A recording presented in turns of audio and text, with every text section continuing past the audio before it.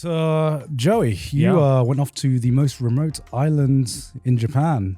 One of the most remote islands. One of the most remote islands in Japan. Yeah, I went to the Ogasawara Islands, which is, if you guys don't know, is 1,000 kilometers south from the mainland, and somehow it's still Tokyo, which is the weirdest. It's still part. Tokyo. It's part of Tokyo Prefecture. Oh my god! Which is the craziest thing. But I just came back from that a week ago. I went there with the Cold Ones boys. Shout out. Mm-hmm. And they wanted to film a video there, so they were like, "Hey, do you want to come with us to the Ogasawara Islands to just get fucked up for a week?" And we're like, "Sure."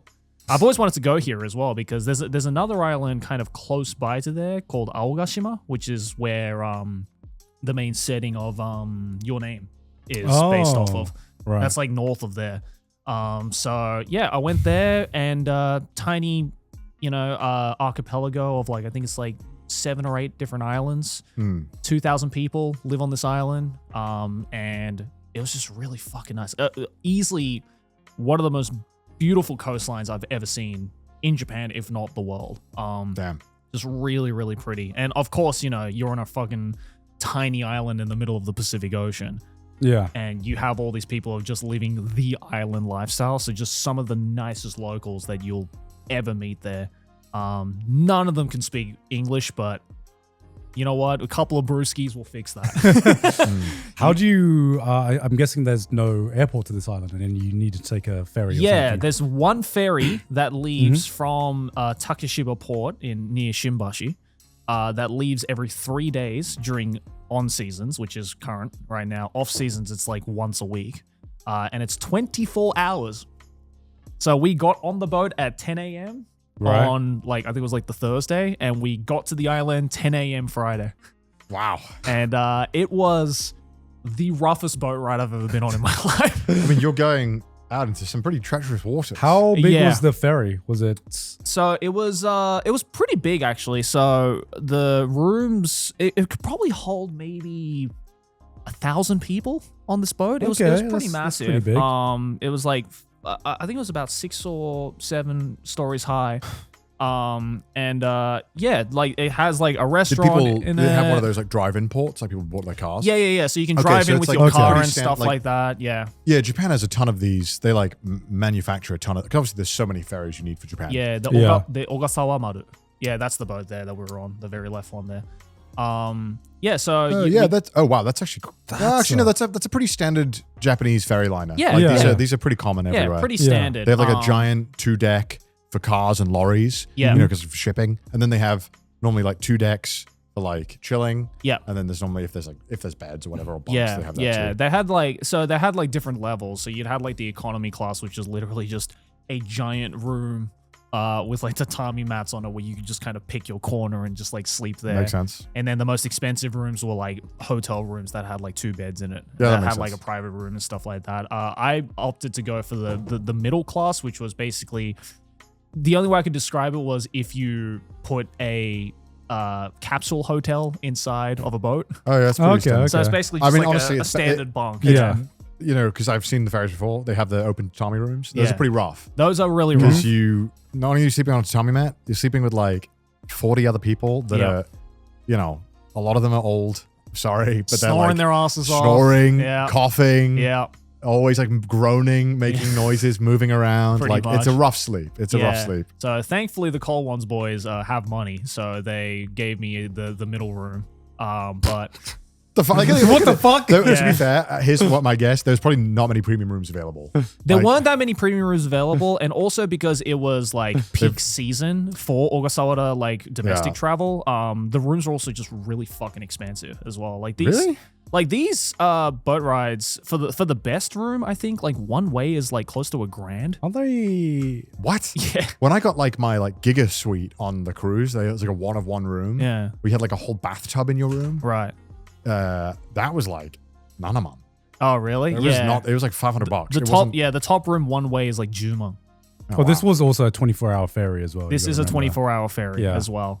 But I guess, it had like a bar in it. It had like a restaurant in it and stuff like that. So it had all the, showers. How full was it? How many people are going to these islands? Well, currently it's like peak season right now for school holidays and stuff like that.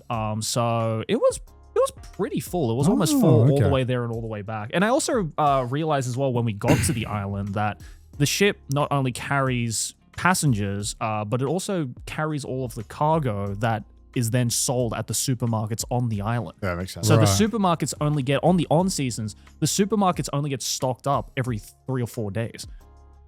Or actually even longer than that, because it's one boat there and then another boat back. So it's like once a week, essentially. Yeah. That they get stocked up. So is it not 2 boats? It was one boat. So it's one boat that leaves, stays on the island for 3 days, and then comes back to Tokyo. Oh, so you got the exact same boat back? It didn't leave? Exact same boat back. Interesting. So the boat stayed at Chichishima Port, which is in the Ogasawara Islands, for 3 full days until we got back on it to go back. I wonder why that is. I feel like... Probably because it's just such a long trip. Yeah. But I feel like you'd have like rotating crew. Maybe there's not enough demand. I don't know. Maybe there's other like smaller cargo boats that come in and out. I just love logistics. I love why the people... Yeah. Sorry, I get excited. I'm like, let's go. Is that really... I mean, they most certainly figured it out. It's like makes the most sense. Yeah, I just wonder why. I think so. But that just means that like during the winter months, for instance, like this ship only comes and goes once a week. So they only get stocked up once every 2 weeks if we're doing the math correctly. But so luckily we went on during the on season, and like it was somehow cooler there than it was here. I don't know how that works. I thought it would be way fucking hotter. But some of the most beautiful beaches I've ever seen. The people there were so nice. The food was really cool. One of the delicacies, or I guess specialties on this island, is sea turtle. Oh. Yeah. So they literally I heard it from one of the locals. They have this really interesting system where, like on the way to the island, if you're standing outside and watching all the other islands pass by, there's so many sea turtles in this ocean because the ocean is just crystal clear. You can see pretty much like many meters down, and you just see this huge amount of sea turtles. And I always thought like sea turtles were like maybe not endangered, but at least like protected animals. So when I saw that it was on the menu, I had to ask, being like, so like what's the deal with the sea turtle stuff? And the woman explained it to me that on that island there is one guy who is allowed to catch and sell the sea turtles on the island. He has some kind of special permission or some kind of special license. That's cool. I guess he's like a fisherman of some kind that allows him to catch the turtles and sell it in a way that is non-destructive or whatever it is. That's like those feudal jobs in England that are still maintained by like some people. Yeah. That are really cool. Yeah. So I'd never seen sea turtle being sold before at a restaurant, so I was like, I have to try it. I think I've eaten not salt water. What do you call it? What do you call not salt water? Freshwater? Yeah. I've eaten freshwater turtle, I think. Oh, like suppon. Yeah, suppon. Yeah. I've had suppon before as well. So I thought at first it was suppon, but it said umigame, which is sea turtle. So I was like, it's different to suppon. But if you've had suppon before, it's pretty similar, right, in terms of like flavor and texture. And it was really good. The seafood there obviously was bussin'. We just got really shit-faced for 3 days. I mean, as you do, I expect nothing less for the cold ones. If you do with Chad and Max, they're probably to call an emergency shipment of liquor once they arrive. I think it's gonna be like the Scots in Boston again, Chad is not built for a Japanese supply chain. It's these poor islands, man. I obviously don't want to give too much away because it's their video, but the whole premise was they wanted to go to the most remote pub in all of Japan. And I guess there was one pub here that's owned by like a half Japanese, half American guy. No, it's a pub. Yeah, it was like a pub / bar called Yankee Town. And it was really cool because it was this like wooden shack that was hand built by this one guy over the course of 10 months. And it was really cool. And he was telling us all these stories about it. And he was just like, yeah, so how did you like build the place? And he was just like, well, I had this plot of land that my grandfather had left to me. And I wanted to do something with it. So I wanted to, build like a pub or like a bar kind of deal. But in the middle of this plot of land, there's this giant tree that's been there for like hundreds of years. And he was like, well, I could like cut it down to make room for it. But fuck it. I'll just build around it. So in the middle of this pub, there's just this giant tree that's growing straight up through the ceiling. Oh, that's sick. Okay. And it just gives the coolest vibe ever. And this guy was just telling us all these like really cool What the fuck stories. does he do when it rains? I don't know, to be honest. I don't know, but oh yeah, this is it here. Yeah, Oh, Yankee that's Town. awesome. Yeah. Just the chillest vibes. There was That's a bunch cool. of like locals who were there, just like strumming on their guitars and just like having the most like islander life possible. Yeah. I love those kind of bars because it's a bar that like Yeah, it's this almost dude here, yeah. almost forces you to be friends. Yeah, oh, You Yeah. have to talk to everyone there Yeah. because there is nothing else. Exactly. That is the point of what the bar was meant to be in Yeah. the beginning was Yeah. to kill some time and socialize. Yeah, by the end of the night, it was just a race between Chad and this other Japanese bloke that we made friends with of just trying to buy everyone beers. Fuck yeah. So just one person would just be like, 9 Coronas, please. It's just he just passed them around in the pub. Damn. What a Yeah, night. really cool vibes. How many people were in this bar? Was it like full? Well, there was 8 of us. And then there was 4 other old blokes who were just like, I guess 3 of them were locals. One of them had come from Central When you're the Tokyo. majority, you get to be the vibe setter too. Yeah. As the 100%. group. Yeah. Yeah. But That sounds so awesome. yeah, really, What a really cool good trip. vibes. Yeah. Really good vibes. And there was a beach there that was really cool that had a sunken World War II ship that had been there. Because if you guys don't know the history of the Ogasawara Islands, it was owned by the Americans up until around the 60s, I believe. Something like that.